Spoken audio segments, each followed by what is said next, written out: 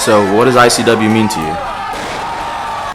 ICW gave me was a big part of getting Grim Reefer started, where it was him, Frank Goodman, and building across the street from what you call the Elks Lodge.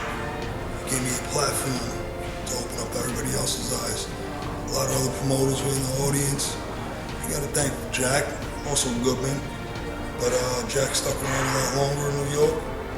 He's known to come and go, but he loves wrestling, and he always comes back. And I guarantee you, they might say one night only, but I'll bet whatever's in my pocket that he'll be back, trust me.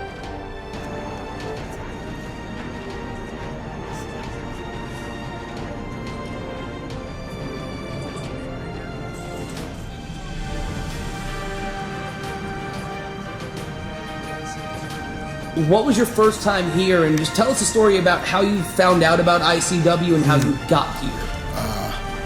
I think just being a fan of independent wrestling and the New York scene, obviously next door, the infamous, original Elks Lodge. So being just as close as we are right now to all the history that happened next door, and there's a lot of history that's happened here since ICW's been here.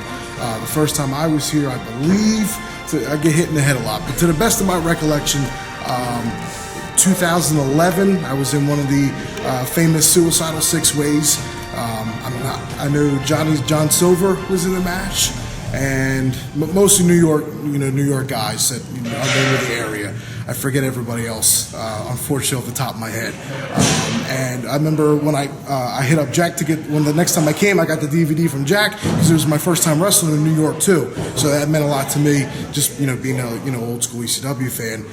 And on the DVD, my name said Mike Dreamer, so I was Mike Dreamer for one night in the history books. So yeah, just a lot of history. And I think that the last time I was here, probably about a year or so ago, I was wrestling Tommy Dreamer, and I guess we all know the laws and the regulations, and there's a lot of headaches in New York. I guess there's a curfew as well, and the last time I was here, there was a battle rule going on, and the athletic commissioner, whoever came in the locker room, said we're shutting the show down, we're past the curfew or whatever. So, and me and Tommy were the next match.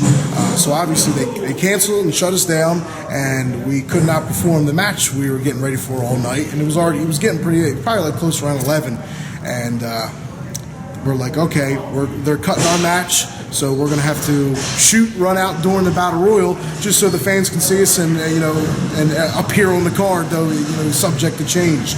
So that happened the last time I was here. But this area in particular, a lot of history. ICW has a lot of history. Jac Sabboth has a lot of history. It's given guys a lot of opportunities in the Northeast to make a name for themselves and establish themselves to go on to bigger and better platforms. But he's been around a long time. He's run so many shows, and he's given me opportunities. Always taking care of me well and giving me opportunity in the ring. From Philly to New York, being an extreme wrestling fan means a lot to me. Like I said, being next door to all the history and the history of this building. They're back here tonight, one night stand, whatever they're calling it. But I'm happy to be a part of it, and I'm in a pretty crazy four-way. To my knowledge, Teddy Hart, Homicide, and Trevor Lee. Obviously, again, card subject to change. Who knows if we're all going to be here? But I'm looking forward to it. Very happy to be back here, and it's a stacked card. So no better way to go out in the Elks Lodge, one CW, one final night. So it should be fun. What else should I say about you? What do you want me to know? Six-time deathmatch tournament winner. The only person in the U.S. to win all the tournaments in the country. Current reigning king of the death matches. It was all CDW, right? Mostly, yeah. CW, IWA, Mid-South. Okay. Reigning king of the death matches. I figured by your forehead that you weren't exactly a pescado type of guy. In New York and Philly, there's this atmosphere. What are the differences and what are the comparisons between New York and Philly? I don't know if too many differences in particular. I just know between the two markets itself, die-hard, hardcore fan bases, whether hardcore wrestling, high flying, no matter what it is, they're going to come and see good wrestling, and especially with a card like tonight. And I think it just all goes back to how influential ECW was to Philadelphia, to New York, and the sports rivalry that's there. You know, people in the Elks Lodge would chant "Fuck Philly" throughout the show, and vice versa in Philly to New York. So that sports rivalry is there. The rich wrestling history is there. Rabid fans that will tell you when you fucked up, and clap and cheer for you when you do something killer. And that just generates a tremendous atmosphere here and all the way to Philly. And now I'm just happy to be a part of it. I hope they're rabid. I hope the place is packed tonight, which I'm pretty sure it is with the card that they're presenting and putting forth tonight. And that should be good. I want them to be as rabid and hardcore and as old school and vibrant and live and jovial. And I think we'll get that tonight. You knew Jack for about 20 years. How did you end up meeting Jack, and how did you end up here in ICW? Well, my cousin broke me into the business. Got trained by Grim Reefer, Kevin, and Jack remembered or somewhat remembered me, but his nephew, I went to school with his nephew in high school. So his nephew hooked me up with Jack again, and then Jack booked me for one of his shows. The real story is he used to buy toys at his store and shit at the late age of 19. Yeah, that's the truth. I bought the replica belts, I bought everything, the posters. Yeah, I was one of them, sure. And autograph signings, he was waiting for Taz to come. Oh, God. My first encounter with Jack, which I grew to love. He's a great person, loves the wrestling business. I didn't know him at the time. I was working for Frank Goodman. I guess he's a product of Frank Goodman, I want to say. I was working for Frank. And I guess Jack wanted to get involved in the business. I don't know if Jack wants me to say this or not, but you're asking me the first encounter I ever had with Jack. So Frank Goodman was running some shows, and then Jack wanted to run a show, and just the way the business is, because it's fucking evil at times, Frank's like, hey, I got this guy who wants to run a show, he can pay you good money, and he's like, you want to do a show? He goes, I'll get you a nice payday from him. And unfortunately, Jack didn't know any better because he was first starting out, young guy, in the business, happy to do what he was doing. And Frank's like, oh, I'll get you more than you're worth, which he got me more than I was worth. And Jack paid me more than I was worth. And I came and met Jack, and he was a very nice guy and everything. And I came into the first show, and then after that, Jack started running shows, and I started to take a liking to Jack. He started to he knew the business, he understood the business, and I'm like, well, this guy's a good guy, So little by little, as time went on, I said, I started dropping my price a little bit, and we started really working together, and I started being like, because you always take people as marks, because we're all marks. That's why we're in the business. I'm a mark. That's why I'm here. I'm 25 years in the business. I'm still here. Because I'm a mark, because I love the business. I make a couple dollars, But, as I saw the way Jack was, and he wasn't like, a bad person. He was just a person that loved the business and was trying to run shows and stuff. I worked with him, and I dropped my price a little bit, and I saw his product going up, and, Jack got into the business the hard way. I think a lot of guys did that to him and screwed him, but Jack got smart, and Jack really... He really turned it around and made it work for him. And in the end, Jack got the last laugh. He has his wrestling universe and stuff like that. And, Jack got brought in the hard way. And I was on one of his first shows he ever ran. And, so that's how I actually met Jack. But I'm very happy for him, and I'm very, very happy. I hope you don't get mad. If you want to edit this, don't even put it in there. But that's my first experience with Jack. The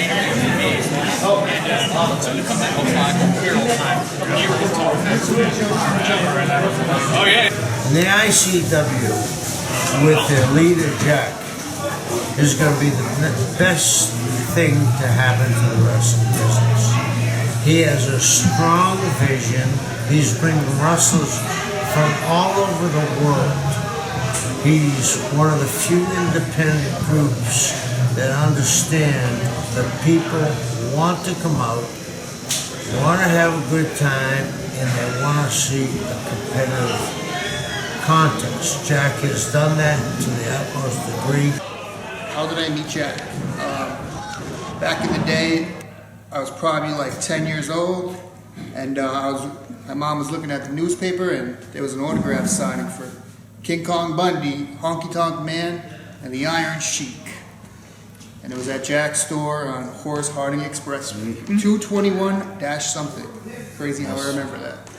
Over the years, I kept going to the store, buying little toys and stuff like that. Actually, fun known fact, first ever wrestling show I ever attended, February 23rd. I believe it was the 23rd, the day before my birthday. My dad told me he got me wrestling tickets, and it was Jac's show when it was UCW right next door. So ever since I was younger, I've actually always wanted to wrestle for Jac. Every month I used to go to Jac's shows when I was younger. So you can see me in the crowd. How long you been wrestling? 2 years.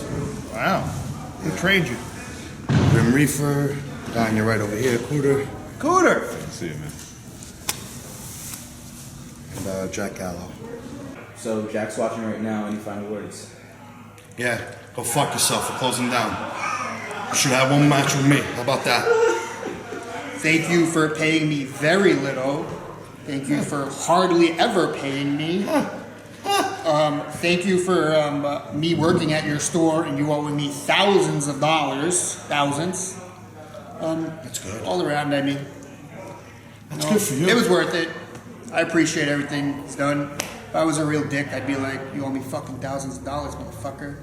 But I'm not. I actually generally like Jac, and he's always been nice to me, so thank you for everything. And you stuck it up your ass without the Vaseline. That's exactly what you did. Not me, pal. You think I'm like this jerk job? I got paid. I make sure I get paid. Yep, Jac, you're a sweetheart. I understand you think of everyone, even though you took care of this guy. I didn't pay him at all. I don't blame you, though. I didn't say I didn't get paid at all. Just Yeah. a couple shows here or there. You know. You just said thousands of dollars. That's because I work at this fucking store. So, like I said, without the Vaseline up your ass. Good job, Jac. We ain't studio gangsters. We in and outside the ring. We ain't no CM Punk. You get lumped. Let's go, baby. Yeah. Chicken and shrimp. Beef and broccoli. Yo, Jackie, baby. You know how we do, man. Blood, sweat, and tears, yo. Elch Lounge all the way to over here, yo. On the real talk. We got nothing but mad love for you here, man. Even though Prince Nana, I get a chance to be in your ass like a G-string and jungle a couple of years ago and smash you out, I still love ICW because it's the best right now in New York City. One blood.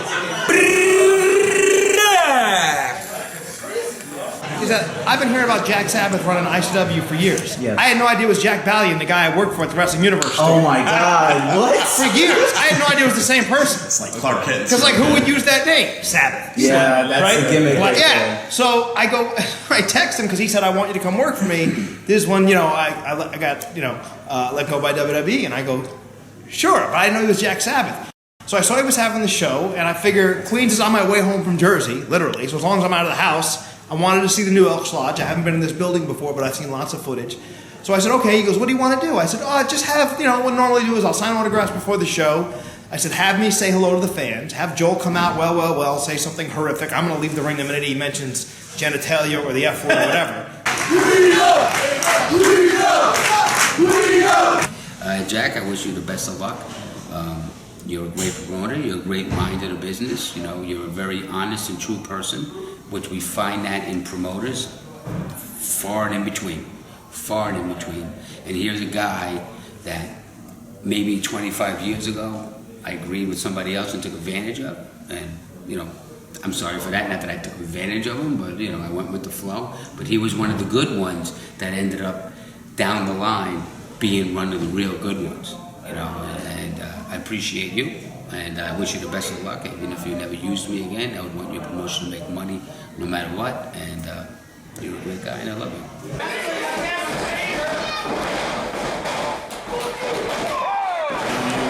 And I love ICW. It was part of the New York City territory. At that time, I was going through a lot of issues, personal issues when it comes to promoters and bookings, because I lived the gang life, the way I dress, t-shirts, shorts, the person like Kevin Owens, who's the WWE champion, that guy. But a lot of promoters, there was kind of I don't know, it was intimidated or just look at a guy, he doesn't know how to work. And one day, it was Jersey All Pro. I spoke to Boogaloo to team up. We formed a tag team for the Natural Born Sinners. And at the time, I had a wrestling school called the Doghouse. There was Baba Lombardi, Lathan, Tilty, myself, Ryan Lubin, everybody. And USA Pro Wrestling by Frank Goodman. He was promoting shows, booking shows. I did a show and got me on. And I think Jac Sabboth saw me. Hey, I like this little kid, whatever. And I told them put me on the tag match with Boogaloo. We did Natural Born Sinners and Impact Championship Wrestling, and I just took off after that. I mean, I wrestled more than 1,000 matches. I got a bad memory, even though I talked a lot of smack about the elephant in the room, or whatever you want to call that. But when it comes to ICW is a real impact of the New York City territory, and I'm very blessed and humbled that these guys put me down on this promotion, because this promotion is one of the most underrated, great promotions in the world. A lot of people say a lot of things about this promoter, about stealing money and this. Man, shut the fuck up, seriously. You know what I mean? This guy's a cool cat. We got great workers, work hard. We try to put a show to these fans, and that's what we do, Tonight, I don't know when this is going to be filmed, but tonight is the last show for the Impact Championship Wrestling, and these fans in New York City, in Queens, in Elks Lodge deserve a great show, and we're going to give it to them.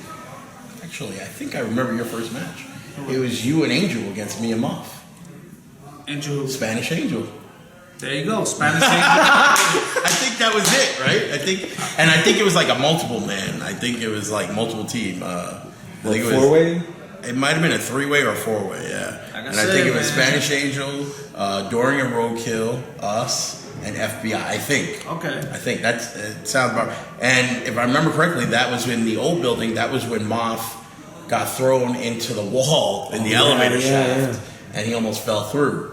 And and I'm only remembering that because of Angel and him like making fun of you or something, being stupid the way he was. Yeah, he's a dick. I love him. All right. I think that was their first. I tried this, but hey, man, that's what I got hit in my life, man. I always forget stuff, So Jac's watching right now. If you have any last words to tell him, just say it right now. I just want to say thank you for giving me and Moff an opportunity to shine in New York.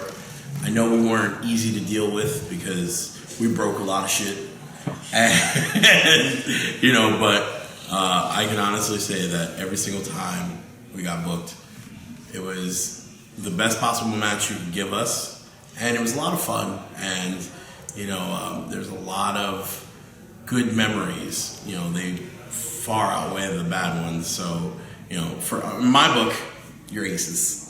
What are you talking about? Jack. Sorry, I just did a run-in on this interview. So. You know that guy who pays us at the end of the night? Something. No, I'm just kidding. Just kidding. He's always paid me. No. There was one. I will say this. All right. There was one time he told me before. It was up to me to show up or whatever. He's like, I'm not gonna be able to pay your full amount. And I was like, all right, cool. You know what? Can I do some shopping? And I walked away with, I'm not even kidding, like about 20 DVDs. I was happy as fuck. I would have rather have gotten that than pay that night. You know what I'm saying?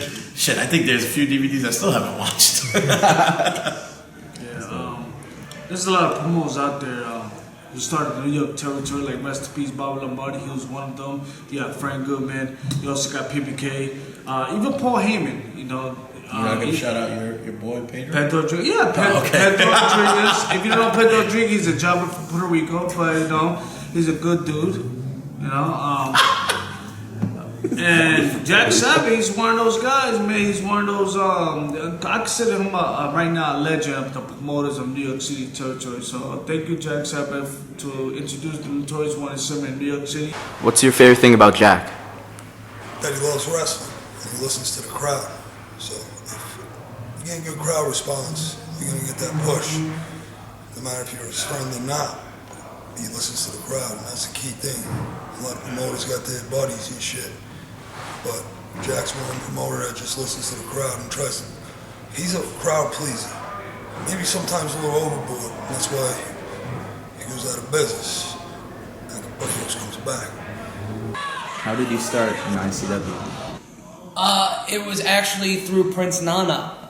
Nana and I knew each other from Ring of Honor, and I'm from New York. So I said, hey, I saw ICW's coming back. Is there any room for me? And he said, yeah, come through. If anything, shake hands and network. And that night I ended up managing Trevor Lee and doing color.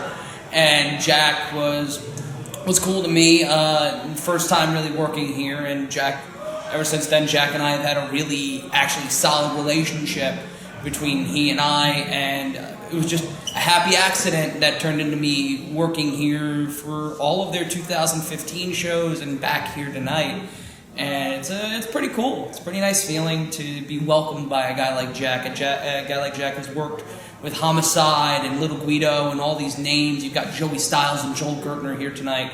But the fact that he wanted me here for this last show, managing Trevor Lee again, being able to do something cool like this is pretty honest. I'll be honest, it's pretty awesome that Jack would go out of his way to make sure I was included. That was pretty good of him. Who the fuck are you, huh? You part of them? Huh? You with Evander James, huh? ICW was the first place to ever bring me to New York, and for that I can be forever grateful. Jack Balian was the first one to bring me here and unleash me into this wild city that is New York. Coming from North Carolina to New York, that's a big deal, and I can forever be grateful. Do you remember the year that you started in ICW? ICW was 2000, it was the year I turned 21. So 2010, I was 20. Wow, 6 years. Yeah, it was.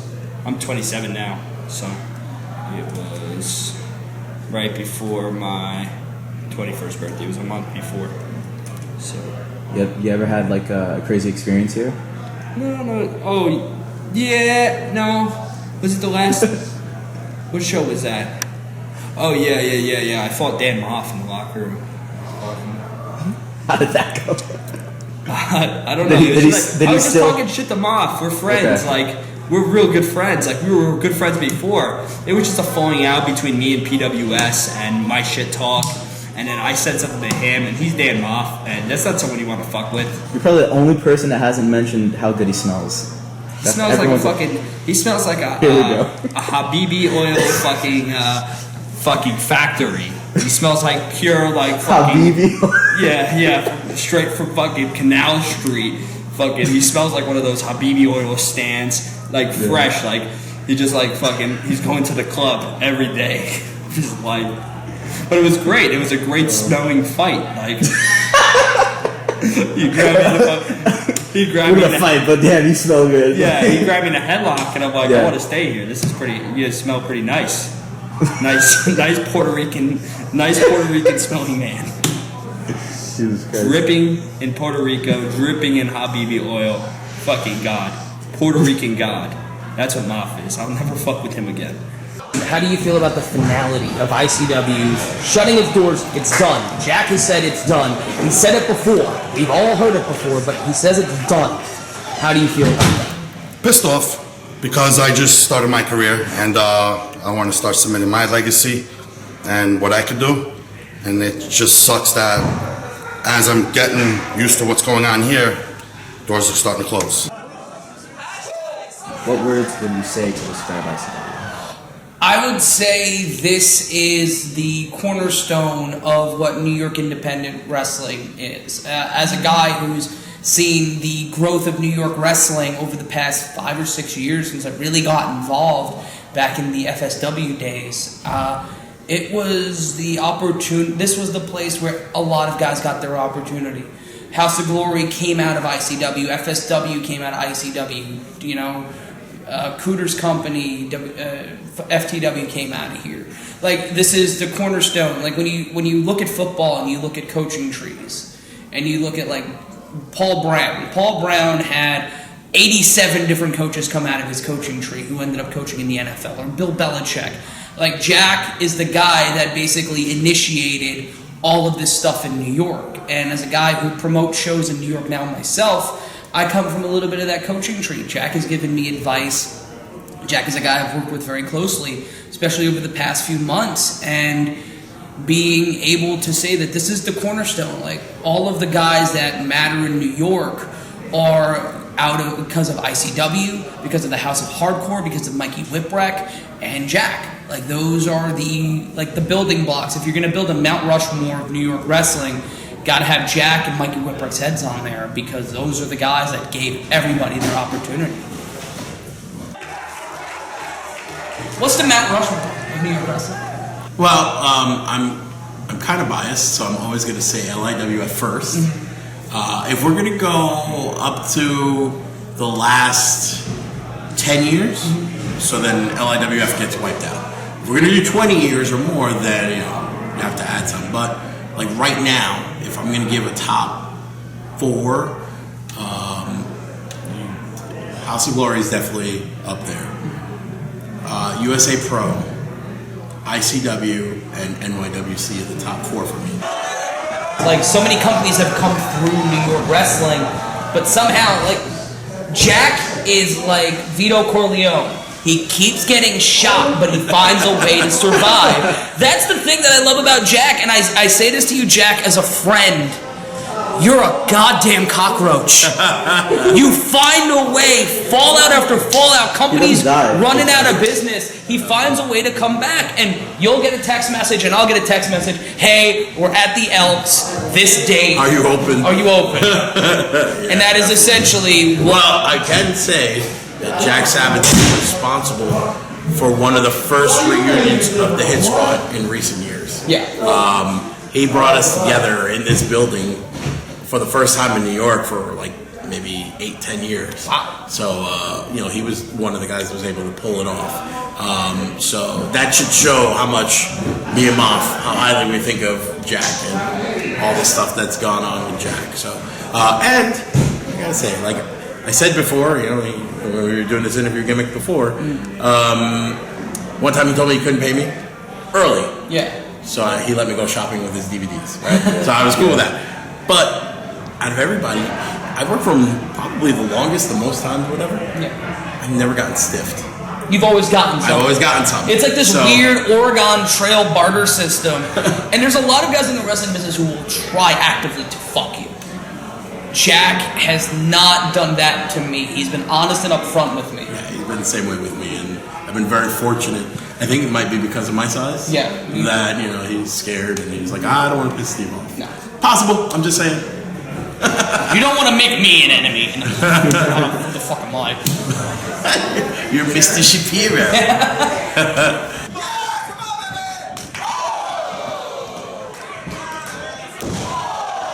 And as we sit here in the backstage area of the Elks Lodge at the very last ICW show, one night only, I think back to some of my more fond memories of ICW. When I first met Stephen DeAngelis in Queens at a Catholic school, high school, someone that I'd idolized my entire career, well, before my career even got started, someone that I'd idolized to be able to meet this individual in the realm of ring announcing by actually, in some ways, getting the opportunity to co-announce with someone that I looked up to has got to be one of the most fondest memories that I'll ever have of ICW. Also getting the initial opportunity to even be an announcer at ICW that first time that I came around and I just announced the Black G's. I'll never forget my first time. They always say you don't forget your first time.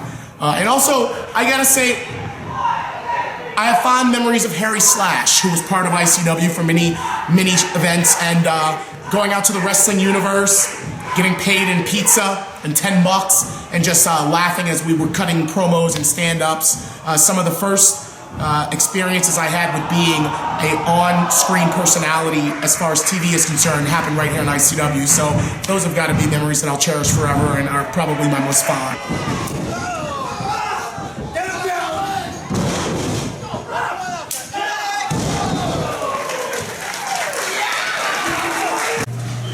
We're here to talk about the man, the one and only, Mr. Jac Sabboth. Right? Our time in ICW, we started off as separate paths. I started off as a singles wrestler, I sucked until I became a tag team wrestler, and then I became alright. But before that, I was Angel Ortiz. Straight up, no Funky Monkey, no other moniker. just Angel Ortiz with a lopsided mohawk. And Jack gave me my first shot outside of FTW. And I did the, what was it, the Next Generation? Like a promo to me. No, the Future Generation. What was the thing? I don't know, man. You know, the Next Generation, Future Flight? I'm sorry, I'm botching the name. A lot of hip. Anyways, point is that, we've been watching ICW and following a long Jac time. Sabboth. Jack it gave me one of my first shots and one of my first outside bookings out of my home fed. And being in ICW, growing up watching ICW as a fan has been one of the most entertaining things. After the fall of ECW, what was left? ICW. One of the mainstays in New York wrestling back in the day. And here we are 10 years later, 8 years later, however, I might be botching the time, but here we are on the show, pre-main event, and winning matches. And it is thanks to Jac Sabboth. Jack's told us that he saw something in us that, he saw in a lot of the guys back then. When we first started tagging. It was pretty cool. Are you going to let me talk? Sorry. So, it was pretty cool now being able to be on all these shows that, we saw growing up and all the guys and all that stuff. So it's been a pretty cool ride. And I mean, Jack is a veteran at doing this, He's been around for a very long time and a lot of people know who he is. And, I wish him the best in the future. And I hope he continues doing what he does and bringing good wrestling to New York. Do you have any certain thoughts about you being on the last ICW show? I don't know. Jack says every fucking show is the last ICW show, so who knows? Probably bring it He's back. watching, talk to him. Yeah, fucking Jack, go for it. just fucking close Fuck the Jack. doors. End it. Just fucking end it, Jack. You done enough. You done it good, but you also did damage. Yeah. No, you did pretty good, but he's just fucking end it, Jack.